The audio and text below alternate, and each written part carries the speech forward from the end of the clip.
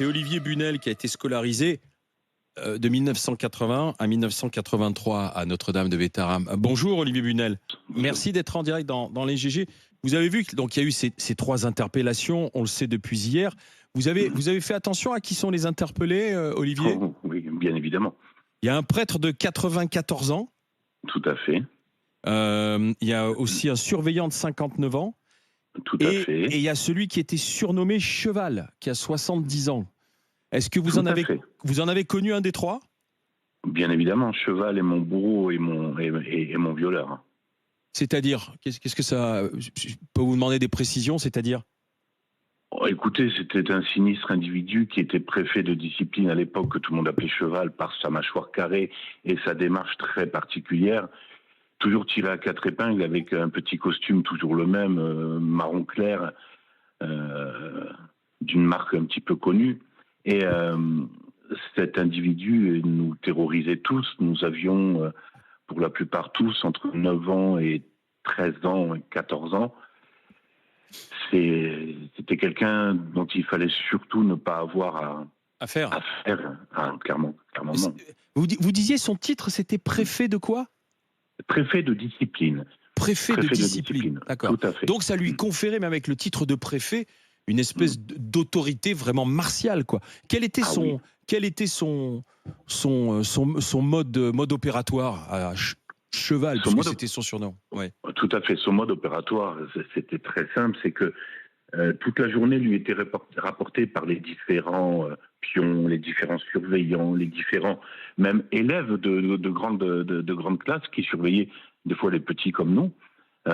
Tout lui était rapporté. Et une fois qu'il avait donc tous les éléments, donc le soir, quand c'était l'heure d'aller se coucher, l'heure du dortoir, l'heure vous savez, de l'étude même avant d'aller se coucher, c'est là que tout arrivait. C'était 2 mondes, Bétharram, le monde des externes, le monde des internes. Oui. Le monde des internes, c'était, il n'y a même pas de mots. On peut même pas l'imaginer en fait si on le vit pas. On peut même Mais pas. ça venait juste d'un petit nombre de personnes, donc si je comprends bien, c'est ça ? Ouais, oui, complètement. Dont le fameux Cheval. Mais il se passait quoi concrètement ? C'est-à-dire, qu'est-ce que vous voulez ? Vous voulez des détails particuliers sur Non, mais genre, c'était quoi ? Des viols, des violences Bien sûr, c'était des violences, mais inouïes. C'était, oui, pour le coup, des viols. Moi, j'ai pris conscience qu'il m'avait violé.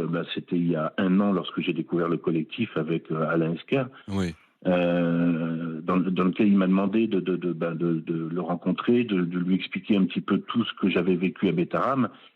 Et à un moment donné, dans mon récit par rapport à ce que j'ai vécu, il me regarde avec des larmes aux yeux. Et moi, j'étais en larmes, bien évidemment, depuis un petit moment déjà. Et il me regarde et il me fait « Mais Olivier, t'as été violé ». Je fais « Pardon ?» Il me dit « Olivier, t'as été violé ». Je fais « Mais non, j'ai pas été violé ». Il me dit « Si, tu as été violé. À partir du moment où il y a une pénétration non consentie, quelle qu'elle soit, c'est un viol ». Donc ce sinistre individu, une fois, en fait, quand il nous avait blessés par les coups qu'il pouvait nous apporter sur le perron en particulier, c'était la punition, je dirais, traditionnelle à Bétharram. Quand il devait nous soigner par ses coups, il se livrait à ce moment-là dans l'infirmerie qui était à la droite de mon lit, je m'en rappellerai toute ma vie. Dans le dortoir, on avait des grands dortoirs de plus d'une 50aine de lits alignés en ligne sur un rang, comme on dit à l'armée. Et en fait, l'infirmerie était à ma droite, il m'amenait à l'infirmerie, il me soignait des coups que j'avais, des hématomes, des ouvertures, parce qu'on était en sang, on disait aussi bien au niveau des ongles qui nous éclataient que... Avec la règle en fer, c'est ça ? Oui, c'était absolument. le spécialiste de la règle en fer, de ce que j'ai lu. Ouais, clairement. Et la règle en fer, on pouvait la prendre sur les ongles de la main en joignant les doigts, mais également l'avoir obligatoirement à genoux sur le perron pendant une demi-heure, avec les genoux dessus. Et quand on était en sang, quand j'étais en sang, il m'a mené ensuite à l'infirmerie en me disant des mots quand même. Enfin, je pense qu'il faut être malade dans la tête, en me disant regarde ce que tu m'as obligé à faire. Maintenant, je suis obligé de te soigner. Et donc, il me soignait, il m'embrassait de force. Il avait une moustache dont je me souviendrai toute ma vie, sa puanteur, son haleine. Bref, Et il faisait des fellations, ça c'est ce qui revient le plus souvent dans les témoignages, c'est ça? Ouais, tout à fait. En fait, si vous voulez, ça commençait d'abord sur ses genoux, assis sur ses genoux, ou maintenant, avec le recul, je peux dire et je ressens une durceur, une dureté, sous mes jambes. Oui. C'est-à-dire, il était en érection et derrière, il vous embrassait et puis il vous faisait subir une fellation, quoi. Voilà. Tout à fait. Et en fait, voilà, c'est quand il arrivait à me soigner les genoux, il me demandait de me mettre debout, je me mettais debout, lui, il se mettait, lui, devant moi à genoux, et bien sûr, il me soignait les genoux après m'avoir soigné les genoux. Quel âge vous aviez? 11 ans. Vous en aviez parlé à vos parents? Alors, pour l'histoire, mes parents m'ont un petit peu abandonné, puisque je vivais en Guadeloupe avec eux, et un divorce se passant mal, ma mère voulait me protéger de mon père, m'a envoyé chez sa maman qui habitait à Bayonne, donc ma grand-mère, et ma grand-mère donc a trouvé le pensionnat Bétarame. Croyant bien faire, en fait, que vous soyez pris en main, encadré et autres, quoi. C'est ça, ouais. Ouais, clairement. Mais le problème qu'il y a, c'est que pour répondre à la question de madame, c'est que j'en parlais à ma grand-mère, mais pour ma grand-mère, j'étais un menteur. Ma grand-mère était pieuse, très croyante. J'étais un menteur. Donc j'ai vécu avec ça pendant 2 années. Mais cet homme, pardon Olivier Bunel, cet homme cheval, ce n'était pas un religieux. Non, c'était un laïc. Lui. Non, on est d'accord. C'était un laïc. Mais il était sous l'autorité des religieux. Il était sous l'autorité des religieux. Et à l'époque, c'était qui était le supérieur à votre époque dans les années 80? Alors très honnêtement, je ne vais pas vous mentir, je ne m'en souviens pas. En fait, l'histoire de Bétarame, je me souviens de ce vous aviez occulté tout ça, quoi, en fait. Comme je le dis à beaucoup de personnes, c'est que je croyais être seul. Je croyais être vraiment le seul à qui ça arrivait. Or, je ne parle pas des coups, parce que les coups, les punitions sur le perron, on était des dizaines, voire des vingtaines des fois. Mais ce que je vivais, moi, avec ce cheval, je pensais être le seul à le vivre. Parce que une fois qu'il avait fait ces méfaits, qu'il m'avait touché, qu'il m'avait... j'ai du mal, pardon. Il est temps d'arrêter de chialer, et il est temps maintenant de partir au combat, parce que c'est juste plus possible. En fait, c'est tout ce que j'ai gardé, c'est ce qu'il m'a fait subir. J'ai eu la chance, si vous voulez, au bout de 2 ans, de partir vivre à l'île de la Réunion, rejoindre mon père là-bas, et j'ai vécu les vies, il a découvert... Et vous lui avez raconté? Non. Vous en parliez pas à d'autres camarades?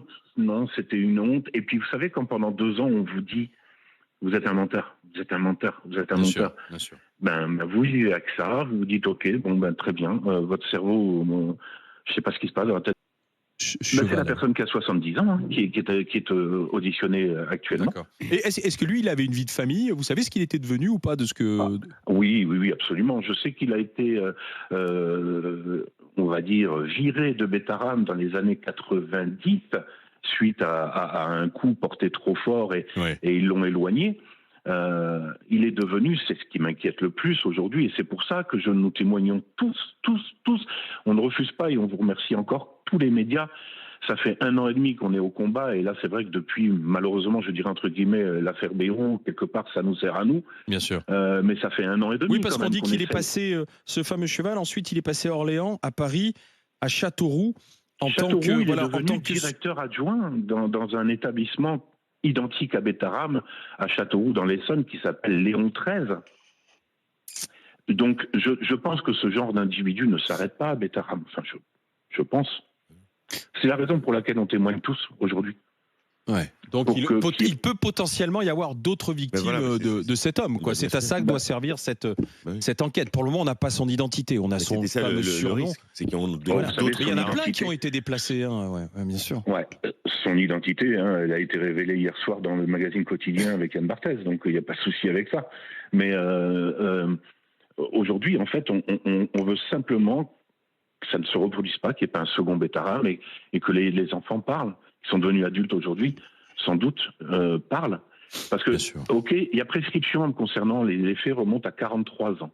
Donc il y a prescription me concernant, sauf que j'ai eu l'agréable, entre guillemets, je dis bien, l'agréable surprise d'être convoqué une 2e fois à la gendarmerie il y a un petit mois et demi de cela, pour me dire que d'autres faits commis par ce sinistre individu ont été révélés et sans doute trouvés, et donc hors prescription.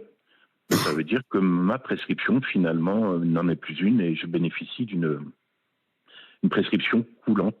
Oui, c'est le mot, courante. Ouais. Et vous avez pu, depuis que l'histoire est révélée, pardon, hein, je parle, mais n'hésitez pas, hein, Frédéric et Barbara et Charles, mais vous avez pu, du coup, être dans le collectif des victimes, échanger, parler, Olivier, oui? Oui. En fait, dans le collectif, si vous voulez, Alain est tellement, aujourd'hui, Alain maintenant, Esquer, Alain Esquer est tellement sous une vague incroyable de demandes dans tous les sens. Témoignages. Tout à fait, de témoignages et puis de demandes d'entretien, d'interviews. Donc on est quelques-uns à avoir été dans le collectif désignés pour s'occuper de certaines choses particulières dont il ne peut plus, c'est plus possible. Donc voilà, il y a Pascal, il y a moi, il y en a d'autres. On essaye un petit peu de le seconder et de l'aider. C'est notre combat aussi à nous maintenant. Et c'est grâce à lui que tout a été déclenché, grâce à Alain Esquer. Et on est tous, mais d'une reconnaissance, vous n'imaginez pas sans nom, à son égard. Parce que s'il n'avait pas été là, je pense que aujourd'hui, on se serait encore tu, et ça suffit. C'est que Betaram est hors congrégation, même je dirais au niveau national, au niveau France. Ça va peut-être vous faire sourire, mais Betaram dépend du Vatican. Et donc c'est la raison pour laquelle l'ancien directeur avait fui au Vatican. Caricart avait été exfiltré au Vatican pendant 2 ans avant de se suicider. Oui. Tout à fait, parce que en fait, Betaram dépend du Vatican. Ça veut dire que tous les crimes commis par les laïcs de Betaram, je dis bien de Betaram, violés, pas violés, frappés, battus, torturés, ils ne seront jamais reconnus victimes. Tout simplement parce que les laïcs ne sont pas sous mandat ou sous congrégation de la COREF, c'est-à-dire des évêques de France, mais par le Vatican. Ça veut dire que la douleur est la même, mais non, ceux de Betaram, vous pouvez pleurer et encore pleurer que vous ne serez jamais reconnus victimes.